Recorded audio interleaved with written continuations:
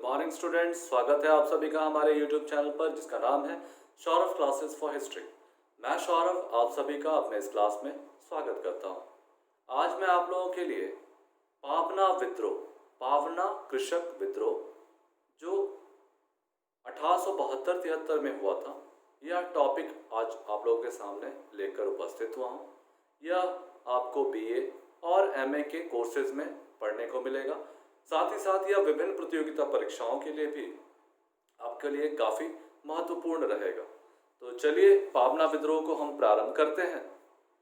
पावना जिले का 1872-73 ईस्वी का किसान दंगा या हंगामा एक महत्वपूर्ण घटना मानी जाती है, क्योंकि इसके फलस्वरूप खेती की जमीन पर प्रजा के अधिकार की स्थापना के बारे में पूर्ण विचार आरंभ हुआ और इसी विवेचना का फल हुआ कि प्रजा की सनद कहा जाने वाला 1885 ईस्वी का बंगाल प्रजात्व कानून बना।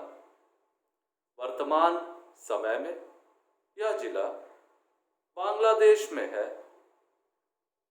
इस विद्रोह का मुख्य केंद्र पाबना जिले के यूसुफ शाही परगना जो सिराजगंज महकमा में था।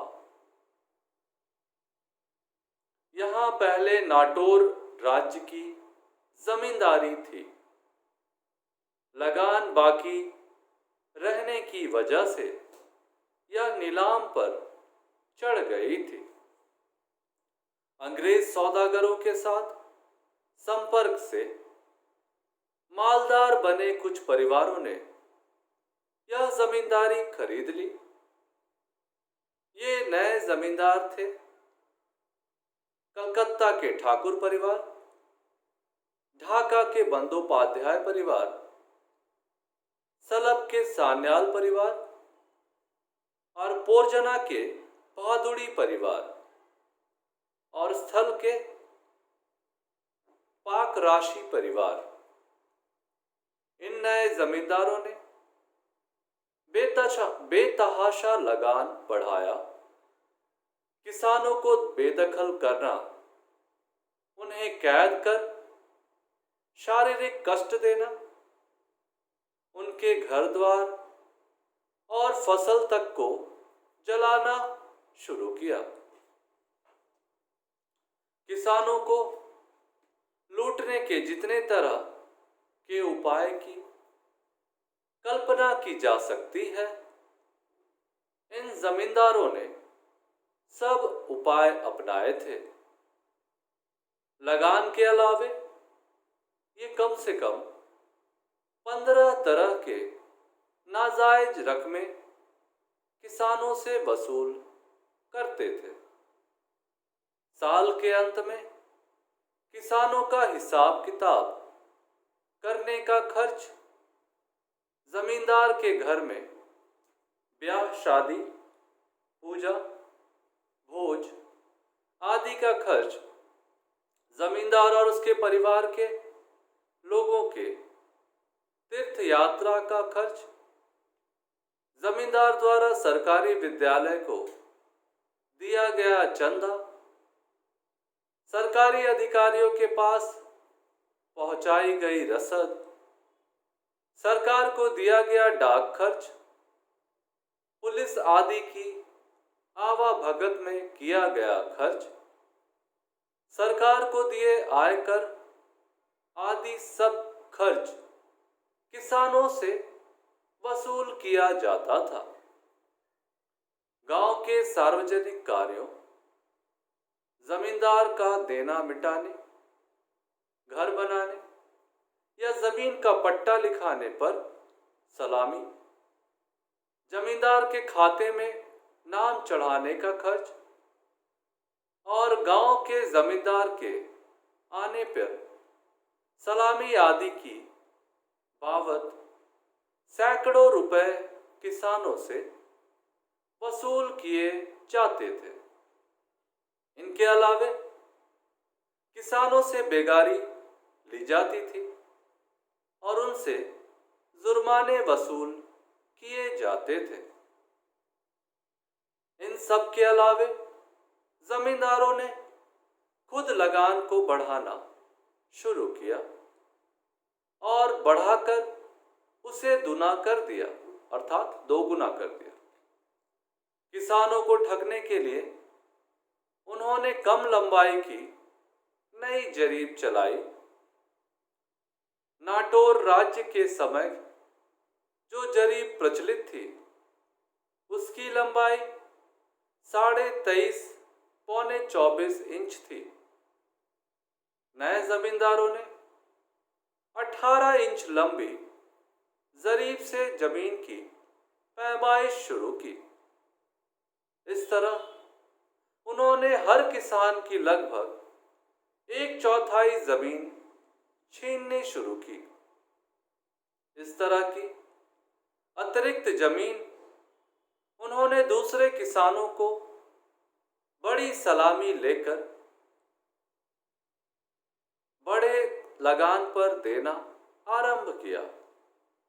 इस तरह किसानों के पास नाम के लिए पहले जितनी जमीन बनाए रखते हुए भी दरअसल जमीन कम कर दी गई, लेकिन लगान कम करने के बजाय बढ़ा दिया गया।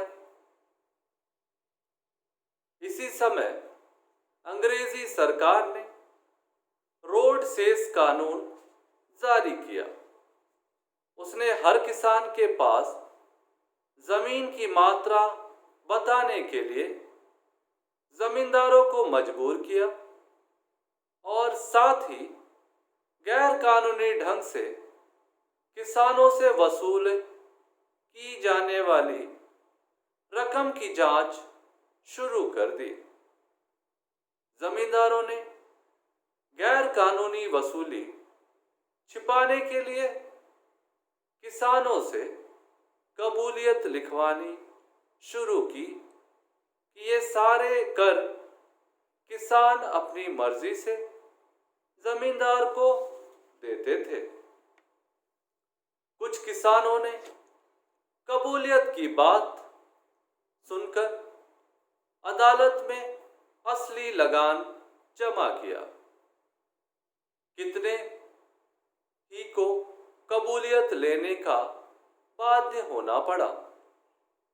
जिन किसानों ने अदालत में असली लगान जमा किया था, जमींदारों ने उन पर मामला चलाया और नीचे की अदालत से फैसले अपने पक्ष में करा लिए। लेकिन किसानों ने ऊपर की अदालत में अपील की तो जमींदारों का दावा टिक न सका। जिला जज की अदालत में साबित हो गया कि किसानों ने जो लगान जमा किया था वही सही था। इस हार से आग बबूला होकर एक जमींदार ने अपने खिलाफ गवाही देने वाले एक आदमी को अदालत से वापस आते समय पकड़कर गायब कर दिया। किसानों के दबाव से पुलिस ने 20 दिन बाद इस आदमी को जमींदार के चंगुल से मुक्त किया। जमींदार को इस अपराध के लिए दंड मिला। इस सफलता से किसानों में जोश फैला। उन्होंने जगह जगह संघबद्ध होकर जमींदारों के अन्याय और अत्याचार का मुकाबला करना शुरू कर दिया। तलवारों और बल्लमों से लैस जमींदार के जो आदमी नाजायज कर वसूल करने जाते, किसान मिलकर उन्हें घेर लेते, उन्हें निशस्त्र कर कैद कर लेते थे अथवा मारकर भगा देते थे। जून 1872 तक ऐसे आंदोलन सारे महकमे में फैल गए।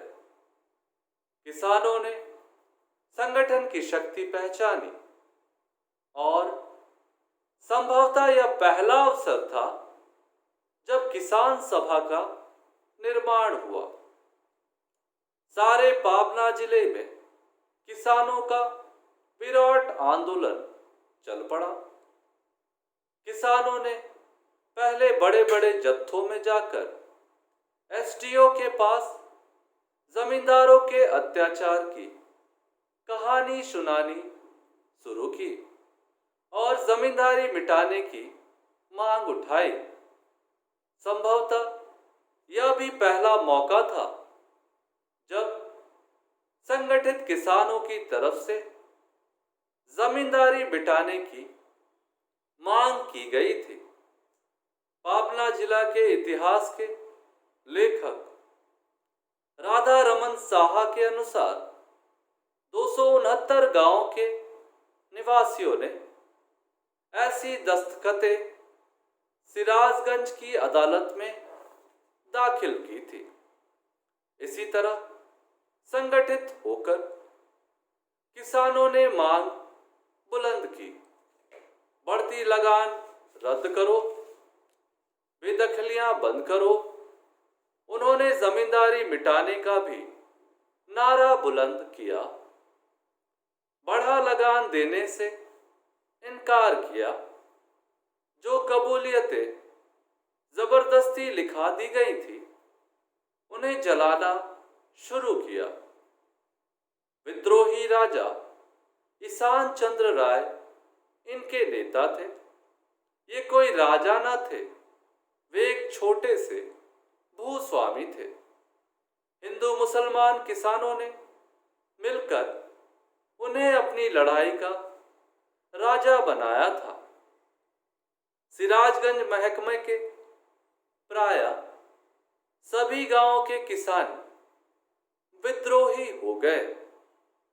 इन विद्रोही किसानों ने संगठन, आक्रमण आदि के बारे में राधा रमन साहा ने पाबना जिले के इतिहास में काफी वर्णन किया है।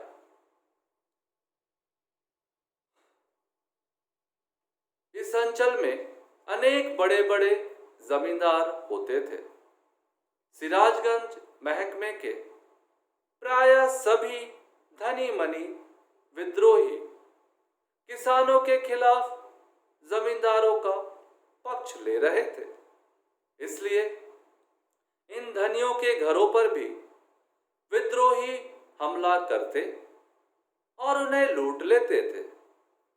पहले वे अवश्य ऐसे लोगों के पास अपना आदमी भेजते थे, उनसे अपने पक्ष के में आने का अनुरोध करते।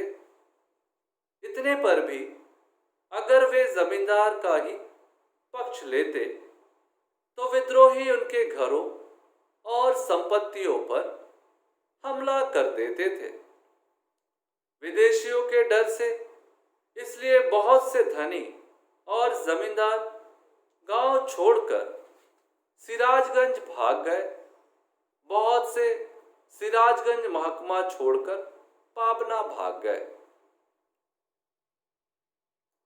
पाबना जिले के इतिहास के अनुसार विद्रोह पहले शहजादापुर थाने के गांव से ही आरंभ हुआ, लेकिन बाद में यह दूसरे स्थानों में और यहां तक कि महकमे को पार कर पाबना सदर में भी फैल गया। फिर जिले की सीमा को पार कर या पास के बोगुड़ा जिले में भी फैल गया। सारे जिले में कई महीने तक इस तरह आतंक छाया रहा कि कोई यदि कह देता कि पोलो वाले आ रहे हैं तो धनियों के प्राण सूख जाते, हाट बाजार बंद हो जाते, जमींदारों और उनके आदमियों ने किसानों को लूटा था और उनके घर जला दिए थे। विद्रोही उसका बदला एक एक पाई ले रहे थे। कितने ही जमींदारों के घर द्वार जल गए। इसमें गोपाल नगर के मजूमदार जमींदारों के राजमहल का ध्वंस उल्लेखनीय है। इस विद्रोह का दमन करने के लिए और जमींदारों की रक्षा के लिए अंग्रेज सरकार ने पुलिस और सेना भेजी। जिला मजिस्ट्रेट बहुत सी पुलिस लेकर सिराजगंज महकमा गया। छोटे लाल के हुक्म से ग्वालांदो से बड़ी मिलिट्री पुलिस आई। बड़े पैमाने पर विद्रोहियों को गिरफ्तार किया गया। ईशान चंद्र राय के साथ 302 किसान को गिरफ्तार कर मामला चलाया गया। मुकदमे में ईशान चंद्र राय रिहा कर दिए गए। उनके साथ बहुत से किसान भी रिहा किए गए, लेकिन 147 किसानों को 1 महीने से लेकर 2 साल तक की सजा दी गई। हालत बिगड़ती देख 4 जुलाई 1872 को सरकार ने घोषणा जारी की कि गैर कानूनी काम किसी को भी न करने दिया जाएगा। साथ ही वादा किया कि अगर किसान दंगा हंगामा ना कर शांति से अपनी शिकायतें सरकार के सामने पेश करेंगे तो उस पर विचार किया जाएगा। सरकारी घोषणा में अवश्य ही कहा गया कि जमींदारों को अपने उचित पावने से वंचित ना करेगी, अर्थात जमींदारी नहीं मिटाएगी, लेकिन साथ ही जमींदारों द्वारा नाजायज वसूली की बात स्वीकार की और इस अन्याय के खिलाफ किसानों का शांतिपूर्ण सामूहिक प्रतिरोध का अधिकार का मान लिया गया। जमींदार को भी फिलहाल वसूली बंद कर देनी पड़ी। प्रायः 3-4 साल तक ये जमींदार किसानों से लगान वसूल नहीं कर सके। इस तरह यह विद्रोह धीरे धीरे ठंडा पड़ता चला गया। इस विद्रोह का परिणाम था कि 1885 में बंगाल प्रजा स्वत्व कानून पास हुआ, जिसमें व्यवस्था की गई कि जो किसान 12 वर्ष से जमीन जोतते या बोते आ रहे हैं, उन्हें उस जमीन से बेदखल नहीं किया जा सकता। जब किसानों का यह आंदोलन पूरे जोर पर था, मीर मुशर्रफ हुसैन नामक एक ग्रामीण कवि ने जमींदार दर्पण नामक नाटक लिखा। इसमें तत्कालीन जमींदारी प्रथा और जमींदारों के अत्याचार का सजीव चित्रण खींचा गया। यह काफी लोकप्रिय हुआ। इस तरह से हमने पाबना विद्रोह को देखा। पाबना विद्रोह के बारे में जानने के पश्चात हमें अब नहीं लगता है कि आपको इस विषय से संबंधित कोई शिकायत अथवा सवाल होने चाहिए, लेकिन फिर भी यदि आपको कोई डाउट्स हो तो आप मुझे मेरे कमेंट्स में लिखकर भेजें। हम उन डाउट्स को जल्द से जल्द आपको उसका जवाब देने का प्रयास करेंगे। तो आज के लिए हम अपनी क्लास को यहाँ विराम देंगे। अगले क्लास में हम फिर से एक नए विषय के साथ आप सबों के सामने उपस्थित होंगे।